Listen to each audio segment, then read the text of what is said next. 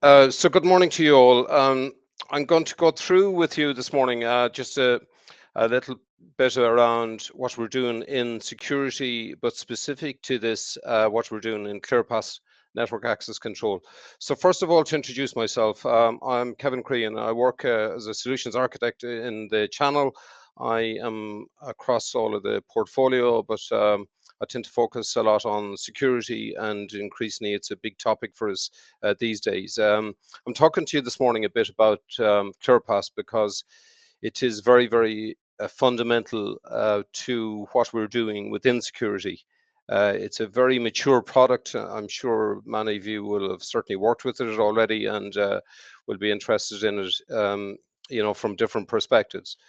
But I'm going to go through also the context of this, where it plugs into our general story within what we do within security, and also some of the other components within that. So, starting on that topic, this is what represents really what we're doing across Zero Trust. Um, this is a very big focus for us now, obviously, with the whole advent of cloud and cloud technologies and so on. Increasingly, Zero Trust is something that comes up again and again in all kinds of areas, from the full 7-layer model, particularly in stateful inspection and in areas like applications at the top end and so on. So really what has changed, I suppose, within all of this is that the policy is now following the user instead of the user chasing the policy. That was the kind of old traditional way. I mean, I'm a long time in networking, and back in the day, traditionally you would have that kind of a fortified type of approach. The kind of castle moat, as often described. But what this is here is really how we bring it all together in what we do within Aruba. So we start here with the visibility. Now, visibility is absolutely key to this whole piece. As those of you that are working in security specifically, you cannot control what you can't see. So you have to start there. You have to start with visibility. You've got to be able to discover the devices, being able to profile them. Now, this is a very big area for us because we're moving more and more in Aruba into full cloud control under our central Aruba Central platform. And these client insights that you see here, what we're really doing with that is taking the telemetry from the devices in themselves. So we're trying to drive the visibility from the point of view of using the devices themselves as agents within that. So we're pulling out that telemetry to get that profiling, to get the discovery, the classifications, etc., into all of that. Now, the second area then is, well, how do we authenticate against that? Now, if you think about it from both a wired and wireless perspective, wireless has always been a natural touch point for security. Um, when you associate to an access point, you go through an authentication process. It's always been fundamental. If you go back even into Radius, the whole advent of Radius came about back in the old days of modems and dialing up and having that initial conversation. So it's all about that AAA, the authentication, authorization, and accounting. And those are really what are defining how you're going to connect to the network. But it didn't always necessarily span into the wired side of it. So wired was often ignored. And what we have done almost from the outset in Aruba is that we've tried to treat clients exactly the same, whether they come in wired and wireless. So fundamental to all of that then is that you authenticate, you do that AAA piece. And we do that both within our ClearPass policy manager, which I'm going to go through, but also what we did was we also took a subset of what we do within ClearPass Policy Manager, and we ascribed that into what we're doing in cloud authentication. So using cloud authentication protocols for doing all of that. So cloud authentication is an easy onboarding process, for users that want to be able to onboard with straightforward 802.1x in a seamless fashion, and being able to link that back into, into platforms like an identity providers like Azure, Google Workspace, etc. This is the real important piece. I'm going to talk a bit more about this, is role-based access control. This is all about all about following the role and really attaching the policies to that role. So this is actually lies at the heart of what we're talking about when we're talking about identity-driven security.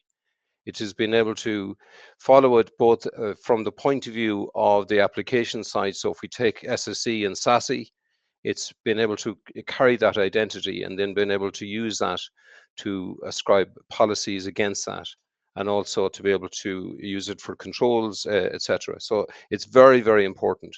But when we take it into the whole area of ClearPass, this is where we can then do the segmentation. And Greg sent me some of the questions that you had and the areas, the challenges, and segmentation seem to be the one that comes up most often. So this is where we can use this role-based control within all of our our agents within access points, gateways, etc. Our policy enforcement firewall is one of those agents. So we're able to use that then to define how we're going to segment on the network. Now, we've taken that even a stage further. I'm not going to go into this morning, but we've taken this into packetized per packet segmentation on the net conductor side. So it's into the heart of the fabric on the switching side as well. So this is what we call distributed as opposed to centralized. And I'll talk a bit more around the differentiation between the two. Then we're up into how we do this. So how do we do the actual the real-time threat telemetry and define it? And this is into again into the PEF, into the policy enforcement firewall, but also into the area of WAN.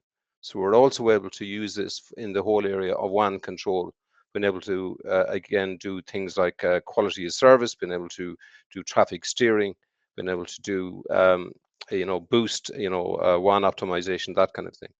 But it also takes us into the whole ecosystem.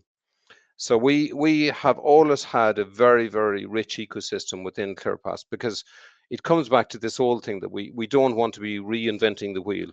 There's other better players out there, and we're taking best of breed solutions. And particularly when you're talking about Microsoft, most customers are using, extensive licensing within their network. So they're using already a lot of, Microsoft controls and, in the areas of digital certificates and certificate authorities and so on.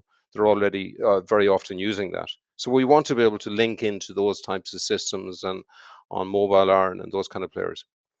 And then finally, this is then how we do the enforcement. So again, this comes back to what I'm saying, whether you've really got to just define how you're going to do this, whether you're going to do it in the cloud, whether you're going to do it on-prem, or perhaps a combination of both.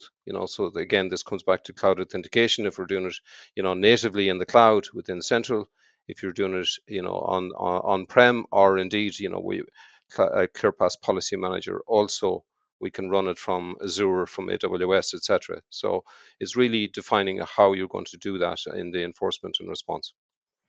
So what is ClearPass? So a quick glance at this, it comes down to the visibility again across all of the different network vendors out there, not just ourselves. So it's gaining that kind of visibility across a multi-vendor environment with all of these players.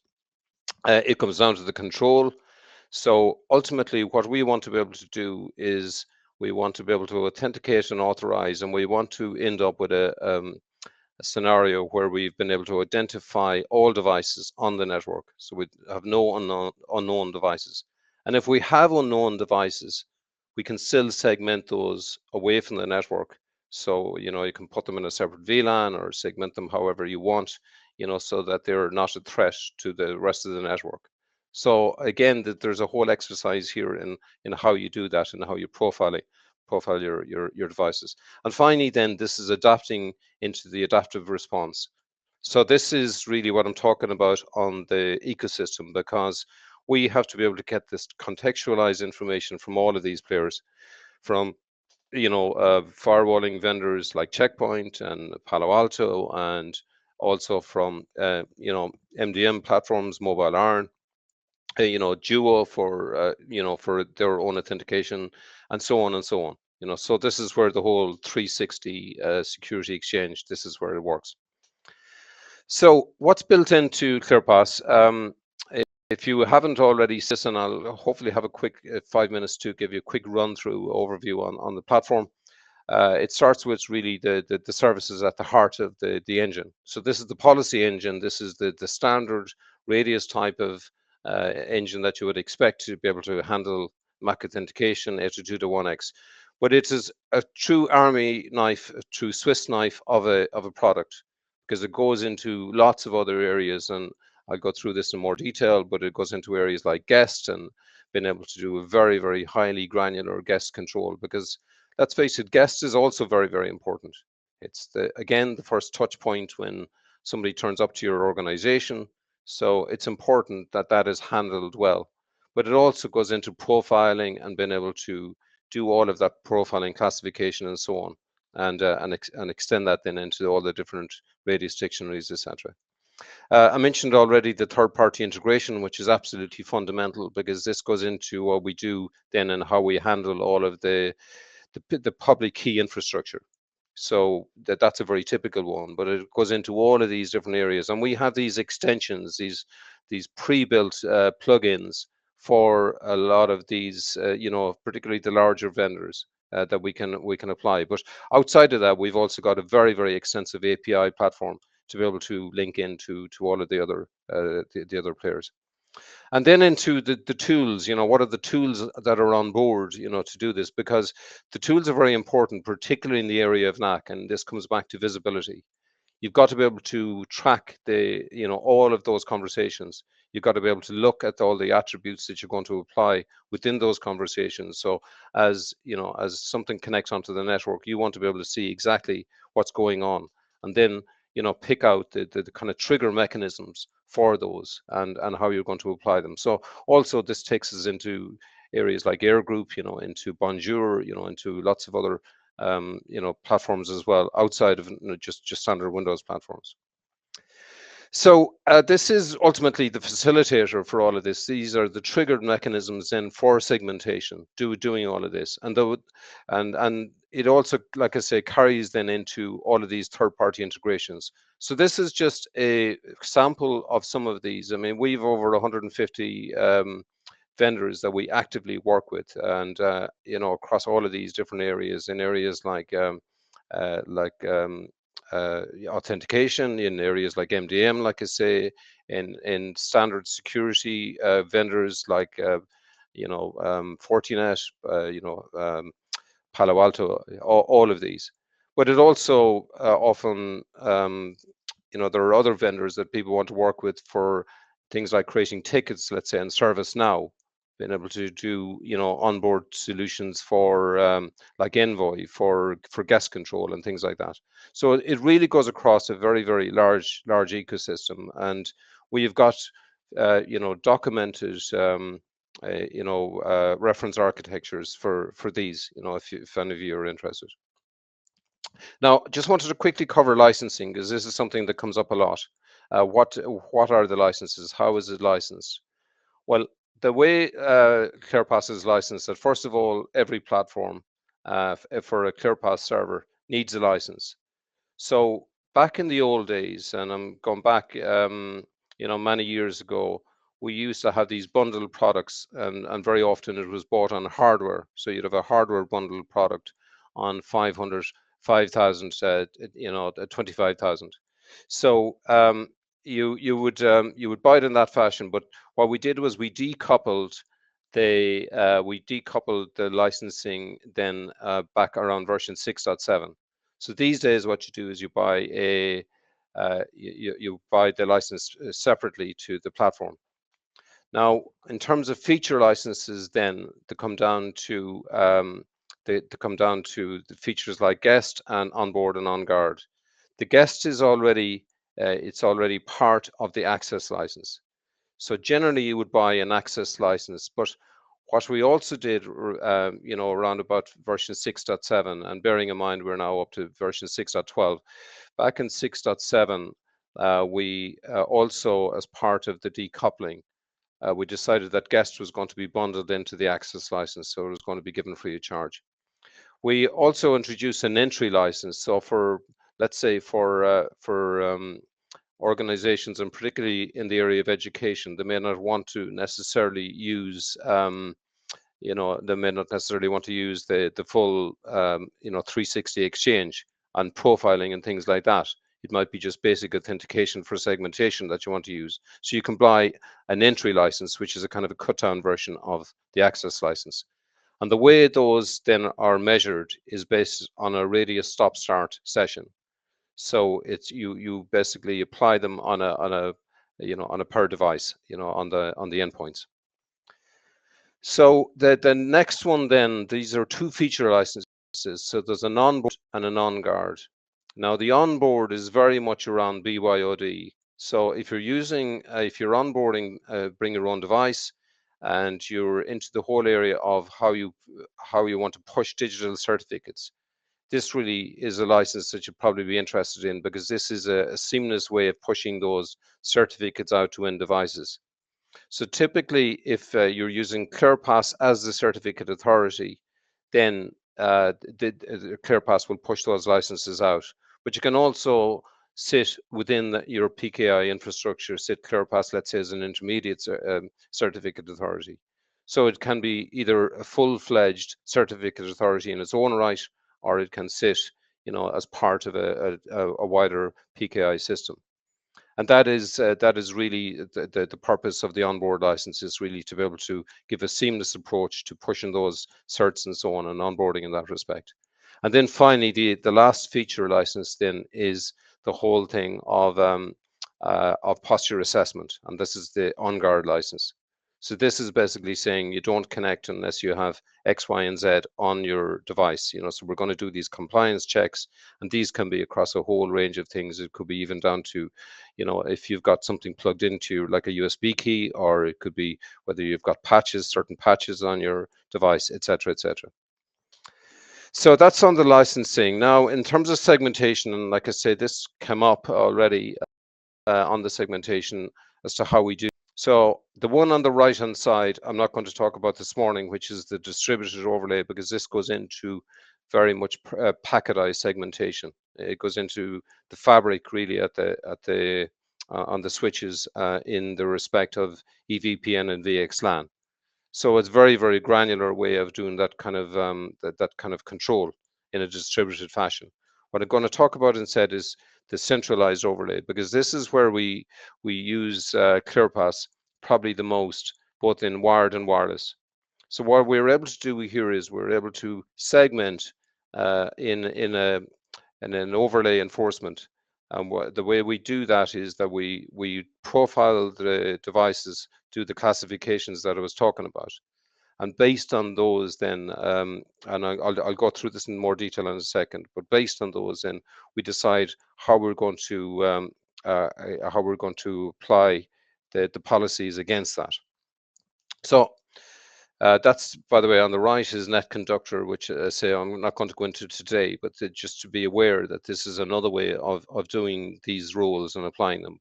But so what I want to do is explain the importance of roles and why they're so fundamental to this whole piece. So we start here with the role and what the role is, and the best way I can describe a role is like a tag. It is it's like what you do when you take turning up the airport with your passport.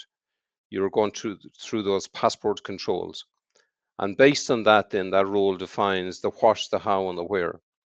So in terms of what actions, what security actions, it determines, well, how you're going to apply those actions. Are you going to apply them against a firewall? Are you going to apply them against an access control list, for example, and source destination? And you then define how and what actions you're going to take against that. That's the first thing. The other area, and again, this is a very powerful way of applying things like QoS, is doing the profiling on the traffic. So this is the how. So how do you profile based on that role? So you can do things like traffic shaping, rate limiting, QoS, etc. And then the third one, which is again very powerful because this goes into both the LAN and WAN, is where are you going to send that traffic? So are you going to create a tunnel, for example, up to the controller? Are you going to on the WAN side, are you going to send it to a different identity provider, and decide how you're going to you define that traffic. So this is the way we do it on Edge Connect. So we have a very integrated piece into the whole Edge Connect platform that we do on the SD-WAN side, and we do radius snooping on here on the packet inspection. We then pass those up to ClearPass on the policy controls, and then finally the Edge Connect defines on the actions that are going to be taken. So the way we do this in terms of the identity, this is where we assign the role based on the identity. And these are the typical identities that we can apply. We can apply MAC address, we can apply IP addressing, username, password, digital certificates, whatever you want. And then we decide how we're going to assign a role against that. So that role then could define, against a VLAN, against PoE profiling, quas marking, and also we can tunnel the traffic. This is specific to Aruba, this last one. So we can decide on the switches if we're going to tunnel the traffic up to a controller. And the reason we would do that is because the gateway, the controller, is in effect a firewall in itself. So this would be a reason for sending that that way. Now on the one side of it, exactly the same kind of thing, but here we can use these to match the criteria where we're able to do things like traffic steering, WAN optimization. So this is very, very powerful because it means that we can do, on the fly traffic steering and so on. So with that, I'm going to try and switch over to what I'm doing on the. If you just bear with me 2 seconds, I'll just stop sharing. I'm just going to try and share my screen on the just on the portal. Okay, just want to check, Greg. Can you all see that? Okay. Yeah, all good. Okay, very good. I am conscious of time, so I'm going to make this very quick on this. But I just wanted to give you a quick run through on what you can expect when you first log into to ClearPass. This is across on our demo platform in Winnersh, and I just want to give you a quick run around the screen. I'm not going to go into it in great detail because, like I say, particularly on the configuration side, there's a lot to take on board. But just to show you what you can expect when you log into ClearPass. Now, just going back a second, when you first log in, this is generally what you're met with. You're met with here the different elements of ClearPass. This is the policy manager, which I'm going to go through. But you're also, you've got different portals for the onboarding side, for example, for the BYOD provisioning. You've got the whole guest platform, and you can switch between them as I'll show you. And then in here is the reporting side of it. So if you want to get your advanced analytics, your compliance and things like that, you want to measure against that. That's what ClearPass Insight is all about. So generally, we'd start with here, particularly in the aspect of ClearPass Policy Manager and the AAA piece and the role-based policies. We'd start it in here. Now, you're first met with the dashboard when you go in. The dashboard, you can basically apply different things over here on the right. So for example, you can drag and drop things like that, and you can decide how you're going to create the dashboard. You might want to look at failed authentications, for example, and again, you can just drag them across, onto the platform like that. In terms of things like the cluster, you generally look at things like the cluster status and the way ClearPass works. I didn't explain this, but it works in a clustered fashion. So it works in a publisher subscriber type of a model. So we can truly build this out to pretty much an unlimited number of devices. We have customers, for example, that are using this globally in this type of way. So we can build out our cluster and our cluster hierarchy, to as big as we want, in this kind of a publisher subscriber. So that's what you're seeing there. Now, generally, the ones I would say to pay attention when you're going through ClearPass, when you're looking at it for the first time, would be these quick links down here. So for example, the server manager will take you into that cluster and those controls. ClearPass guest will take you into that. But there's also tools that you would typically use. So this one, for example, on the access tracker, will show you all of the accounting, all of the sessions as they're feeding through. And you can then start to click into those sessions and you can see exactly what's going on. You can see the in-host identifier, you can see where it's come from, you can see all the input, output, the radius requests, break them all down, etc. And these are really where these are the kind of tools you would use for defining your configuration. And there's a button down there which shows you exactly the types of configuration parameters that are applied against all of that. So that's on the tracker side of it. Now on the configuration side of it, or I will just come back to the controls. Yeah, there's some others here as well. So there's things like extensions and so on, which I'll show you in a second. But come back to the configuration side, without going into great detail on this, just to give you a flavor of this, we have all types of configurations, and whether you're doing standard 802.1x on wired, on wireless, whether you're doing single sign-on, whether you're doing, let's say, in a Cisco environment, IPSK, these are all templated configurations, and the service is really at the top end of all of this. So, for example, you may want to be using EduRoam in an education environment, guest access, and so on. And what these do is they basically pass you through then on the kind of a workflow from beginning to end, so that you define your authentication as you go through it, your wireless settings, and so on. So just give you a very, very quick sample on what those would look like. Typically, if you go into the services themselves, these are a few of the 802.1x services. So for example, these are downloadable user roles, and what these are describing here is we're creating the roles centrally within ClearPass, and then these are being pushed out then to the devices, so hence the name downloadable user roles. And what we can do here then is we can create our our rules, as we go across the workflow. We can create our rules, or how we're going to authenticate, what we're going to authenticate against. For example, you see there ClearPass Active Directory, or sorry, the Lab Active Directory, or Enter ID as it's known now. But these could be, token servers, RSA, for example, and things like that. You can define how you're going to authenticate and what you're going to authenticate to. This is where you set the authorization, how you're going to map the roles, for example, let's say for teachers, students, guests, and then you go across, in defining your profiles. And it's in the profiler here that we would typically then define how we're going to segment. So whether we're going to segment, let's say, based on VLANs, based on particular roles, based on IP addressing, you can get as granular as you like in creating all of that.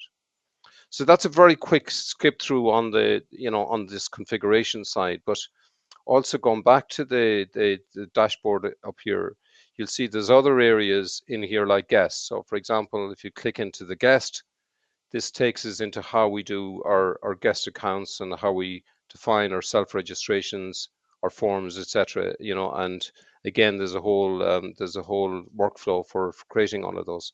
So we can define how we're going to send the receipts, how we're going to define the web logins, what the skins, for example, are going to look like, all of that across guest. And also within guest, this also takes us into areas like extensions. So going back to what I was saying around how we apply extensions, how we integrate with other players, if you go to install an extension in here, for example, this shows you all of the different extensions for a very typical one is Microsoft Intune, or down here, for example, on Intune SCEP. This is a way we can integrate, into what we're doing on the PKI side, on the public key infrastructure, and define how we're going to push those certs. So very often, for example, Intune is a means of doing that, outside of ClearPass. And by the way, if you're doing it outside of ClearPass, you're saving yourself on licensing. So if you've already got this in place, this will save you some money on licensing.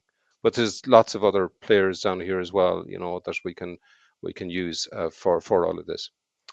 So folks, I'm conscious of time. I'm going to wrap it up probably at this stage because I want to give Justin some time, but this is a very quick skip through. I would just finish off and just say, if you want to look at this in a more detailed way, please get back to the guys in KHIPU, reach out to them, and they will be able to get you eval licenses. If there's something you want to talk about in more detail, please come back to myself. I'm around for this session, but also outside of this, and please let me know if there's anything I can help with, and in terms of trialing this out, etc., etc.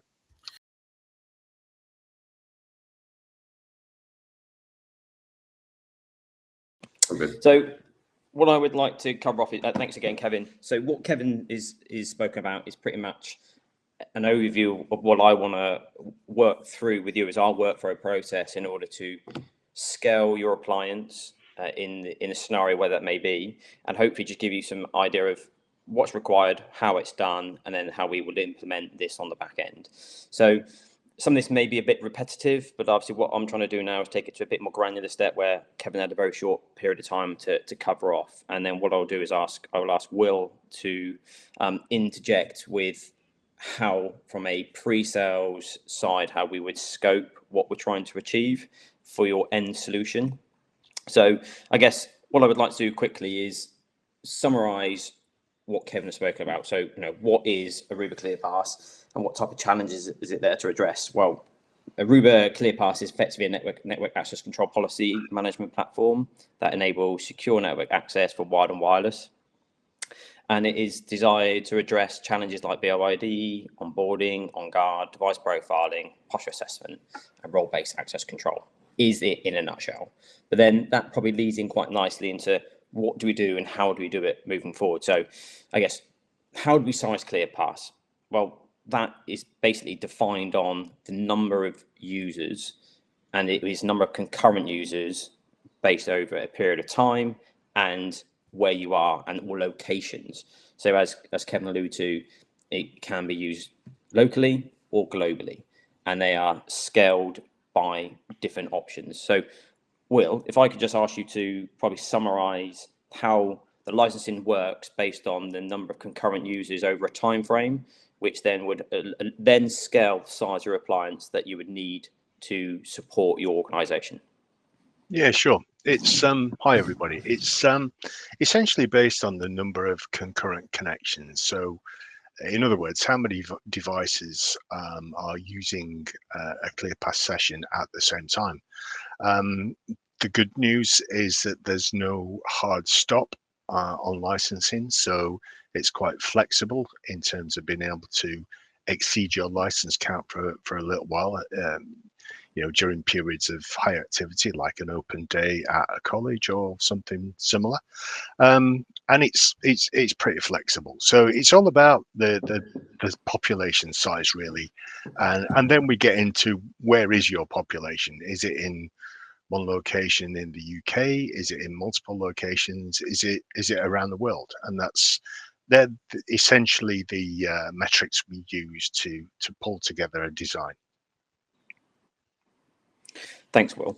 And I guess then that probably leads into the scale and resilience side, which I know that towards the end of the presentation that Kevin spoke about, there is a publisher and subscriber. So with that in mind, the publishers and subscribers are sized based on the number of concurrent users. So if you want the resiliency, then you are going to have a second appliance, and then obviously which probably leads is a nice segue into the leading question behind that is how do we offer you resiliency across what platform? So there are, as it clearly states there, 3 offerings: appliance, virtual, or cloud. But ultimately, it's what do you need, what can you allow, and what support do you offer internally, or do you offset that to a cloud environment? So I guess with that, Will, if you could probably talk about the sizing of the appliances versus then the requirements for a publisher and a subscriber. Yeah, sure. It's the basic architecture is hub and spoke. So at the core, you have a box that is the publisher that carries out certain functions, and then you have the workers, which are known as subscribers, and they basically handle all the authentication traffic that flows across the network. So how you choose to select those appliances and how you combine them is largely up to you, really, because ClearPass, in terms of deployment, is one of the most flexible things I think I've ever come across. So you can have virtual appliances, so hosted on a VM, so VMware, Hyper-V, that sort of thing. You can have hardware appliances. So from the nice folks at HPE Aruba, you can buy a hardware appliance with ClearPass on it. Likewise, you can have your VM hosted in your own data center, in a server on premises, or in the cloud. So up in AWS, something like that, you can host these things all over the place in the cloud. So, and then you can have a combination of all of these things, in one system. So you can have, say, VMware hosts running part of your ClearPass. Then you can have Hyper-V implementation running some other nodes, and they will all happily sort of play nicely together. So I guess from a deployment point of view, it's one of the most flexible things I think I've ever come across. If you've got a worldwide deployment, so you say you're a company, you're hosted Asia Pacific, Americas, and Europe, you can effectively have a geographic kind of setup. So different clusters, if you like, to serve different regions of the world. It's really flexible. Perfect. Thank you, Will. I appreciate Kevin has covered some of these off, so I don't want to dwindle on too much, but obviously we just want to give you, the requirements and the feature sets that build up the components in order to ultimately come up with an end solution. So there are components of ClearPass, which Kevin did quite a deep dive, but very high level on some of those bullet points of what you can get out of those, like the policy manager, on guard, posture assessments, etc. But obviously, how is ClearPass licensed? And I know we've covered off that it is a concurrent number of licenses connected at any one time. So it's really a per user, per device model, but gets released after a certain period of time. And obviously, within inside of those licenses, there are other features that you can get out of that. So I don't know, Will, if you want to just provide a bit more context around those licensing steps and models that you get with like on guard and on board and guests, etc. Yeah. No problem. Yeah. So essentially, what you do is the first thing you do is you purchase the appliance. So that's either a VM virtual machine or a piece of hardware with ClearPass on it. Then you need licensing. So there's two classes of entry license or base license. There's the ones that is actually called entry, which Kevin mentioned earlier, and then there's the full featured license, which is called access. So that gets you basic functionality, then including guest, by the way, that's built into those two basic licenses. So then the only two things to add, if you wish, are the onboard license, which is designed to allow people to onboard their own devices to the network. So, IT don't have to get involved, really important these days when, manpower is limited. And the other one is the on-guard license, and that does thorough endpoint compliance checking before people are allowed to put their device on the network. That's pretty much it. Perfect. And I guess I'm going to hand this one over to you straight away with, how does ClearPass compare with traditional NAC systems? So if I can get you to do a very quick overview on that, that'd be much appreciated. Yeah, I suppose really it's much more than a NAC system, right? So it's not just about network access and control. You've got the full-on guest package that's included. You've also got it's a full policy management server. So as Kevin mentioned earlier, you can define roles, for instance. So you've got your identity store. Someone logs in, they're a member of group engineers, say. You can then define a role called systems engineer. That role can be pushed to the rest of the infrastructure and used to allocate segmentation. So certain engineers are placed in certain VLANs, for instance. It's a clumsy example, but you get the picture. So it's far more than just a NAC engine, right? So when Kevin showed the Swiss Army knife logo earlier on, that pretty much sums it up. It's a real problem-solving box, and I think it's one of our most popular Aruba products we sell at KHIPU. I mean, most of the customers we have take ClearPass because it's so central to everything. Perfect. I guess with leading on from that, how does ClearPass integrate into I guess your solution, depending on where you are within the journey? ClearPass was purchased via Aruba HPE, which is previously called Omegapod. So it is a true vendor agnostic platform, which Kevin alluded to. So what we're hoping from this is, I've had many conversations with other customers and they just go, well, I'm assuming ClearPass can only just work with Aruba HPE. That isn't the case. And I appreciate Kevin's slides show that, but it is a true vendor agnostic platform. So hopefully with that in mind, where you are within the journey of deploying a ClearPass appliance, there will be scenarios where we can support and help. And obviously what I would appreciate, if there are any questions that you do need to know, either feel free to join at the end for the networking element, or just reach out to individual account managers and we can have the same conversation again and then put you through into pre-sales and come up with a solution. So I hope that just gives you a bit of clarity that it is, and it was called Omegapod, now ClearPass, and it was purchased by Aruba, not built by Aruba, but obviously now is developed by them. And then I guess Kevin did touch on this earlier on again with authentication around authentication methods. With that in mind, I appreciate we are getting close to the time that we would like to do a bit of Q&A at the end. So Will, could you probably answer the last two questions simultaneously with looking at what methods does it support, and then how are security events captured around those methods and then monitored, please? Yeah, sure. I guess the first thing, back to your comment about vendor agnostic, that's one of ClearPath's real strengths, in that it's standards based. So it's a standard based open platform. That means it will integrate with pretty much any mainstream manufacturer's hardware. In fact, if you go onto the manufacturer's websites like Cisco, Juniper, etc., you will be able to find a white paper or a technical note that shows you how to configure ClearPass to work with that particular manufacturer's gear. That kind of tells you how established ClearPass is and how accepted it is by many organizations, including most of the manufacturers. In terms of authentications, it pretty much will handle any mainstream authentication method.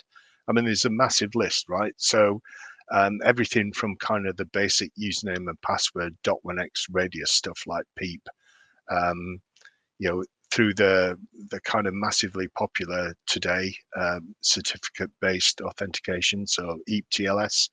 I think that's the mainstream kind of method these days for network access. So cert-based authentication for users or devices, and it'll handle a whole raft of other things as well. So, I mean, if you've got devices that can't handle the high levels of authentication, you can fall back to sort of MAC authentication for things like IoT devices, for instance, and it'll do that quite happily, and everything in between. It's Swiss Army knife again, right?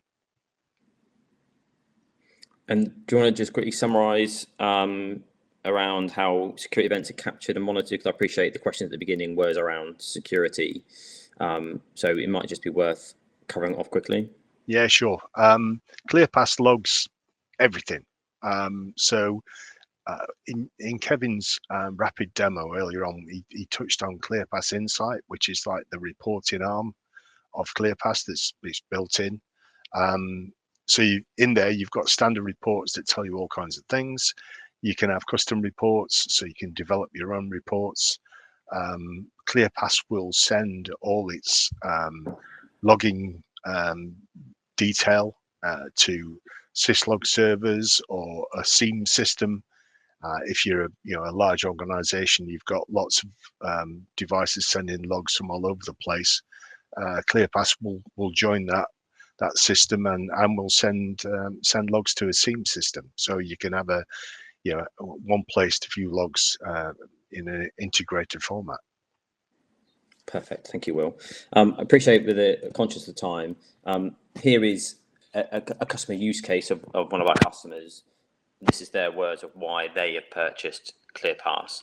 I won't read it out, but please review it yourself. And obviously this is recorded, so you can read it in your own time. Ultimately, everything we've just spoke about can and will be supported by KHIPU and our highly accredited engineers. And can you support you on the journey of implementation? So don't feel that this conversation is very high level. We can support you from scoping through to implementation and support thereafter. So please, stay behind, have a conversation, or speak to your account manager, and we can hopefully support you on your journey going forward for whether that may be in this process.